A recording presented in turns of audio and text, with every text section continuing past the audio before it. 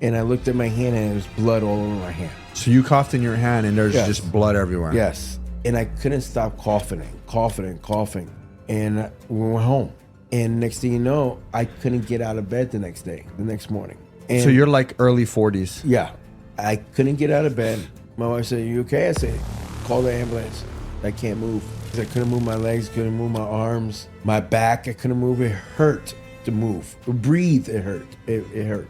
So he called the ambulance. They came, and it was a brutal experience to go to the hospital. They took me